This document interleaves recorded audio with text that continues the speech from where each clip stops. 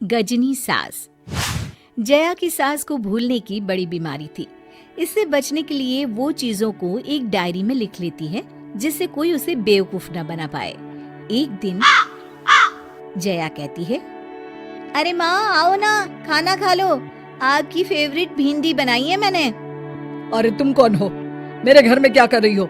और मुझे भिंडी नहीं बैंगन पसंद है। लो, फिर से शुरू हो गई। इनको याद दिलाने के चक्कर में कहीं मेरी याददाश्त ना चली जाए। अरे मैं बदकिस्मती से आपकी बहू हूँ और आपके खाने का वक्त हो गया है।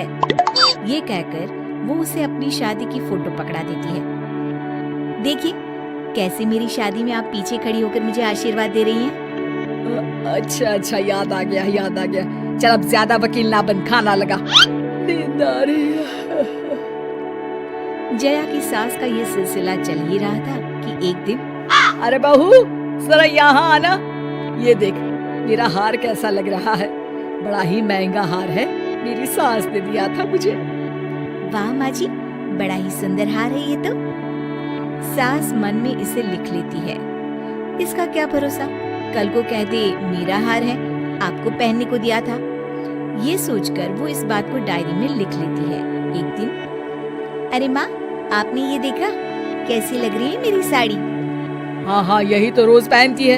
एक तो सांवली, ऊपर से चटक रंग की ये साड़ी, मैं कैसे भूल सकती हूँ। जया को सास की बात पर गुस्सा आ जाता है। शादी में आप लोगों की तरफ से ही तो आई थी ये साड़ी। अब तेरे पिताजी ने तुझे हमें दिखाया था, तब तो तू गोरी थी। बाद में हमें क्या पता था कि तेरा रंग काला हो जाएगा। वैसे तो आपको बातें याद नहीं रहती, लेकिन 2 साल पहले बहू का रंग कैसा था ये याद है। कौन बहू? किसकी बहू? जया झल्ला कर वहाँ से चली जाती है। अगले दिन जया किसी पार्टी में जाने के लिए तैयार होती है कि तभी उसे सास का वो हार याद आता है। वो सास के पास जाती है। अरे माँ जी जरा वो हार देना। कौन सा हार? अरे जो उस दिन आप दिखा रही थी। सास उस वक्त तक सब भूल चुकी होती है। अरे किस दिन, कौन सा हार, क्या बोल रही है?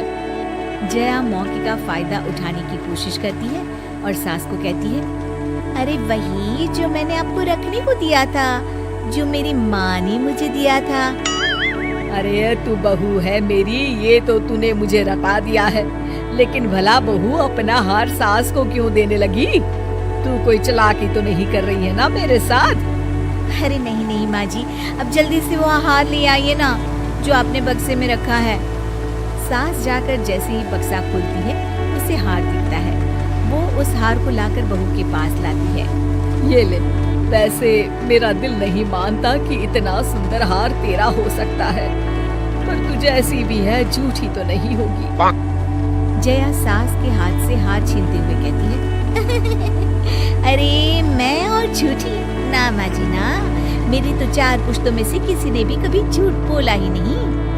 ये बोलकर जया हार पहनकर वहाँ से चली जाती है। लेकिन सास को बहू पर बिल्कुल भी भरोसा नहीं होता और वो जया के जाने के बाद डायरी देखती है जिसमें साफ लिखा होता है कि हार जया का नहीं है।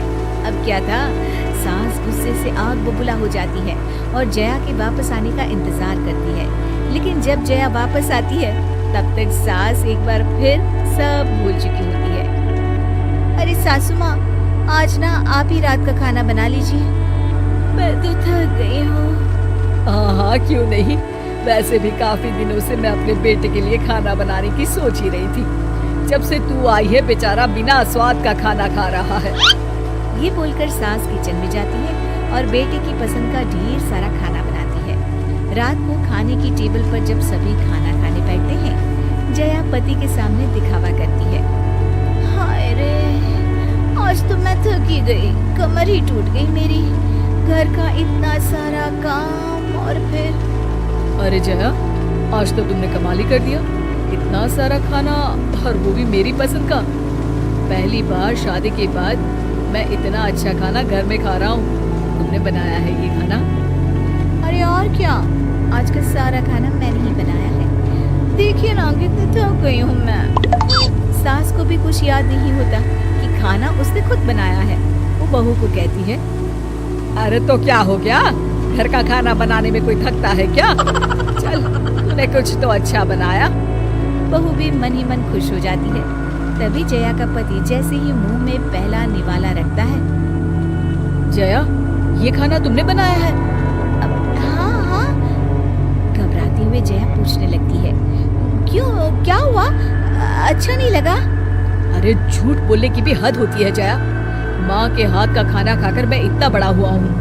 पहले निवाले पर ही बता सकता हूँ कि खाना तुमने नहीं, माँ ने बनाया है। फिर वो माँ की तरफ देखकर बोलता है, माँ, याद करो, खाना तुमने बनाया है ना? याद करो माँ। सास को याद आ जाता है और साथ ही हार वाली बात भी याद आ जाती है। मैं बातों को भूल जाती हूँ तो तू उसका फायदा उठा रही है। और हाँ, मेरा हार लेकर आ अभी, जिसे तूने मुझसे अपना बोलकर ले लिया था। और हाँ, क्या बोल रही थी तू कि झूठ तेरी 4 पुश्तों में किसी ने नहीं बोला? माँ जी, माफ कर दीजिए।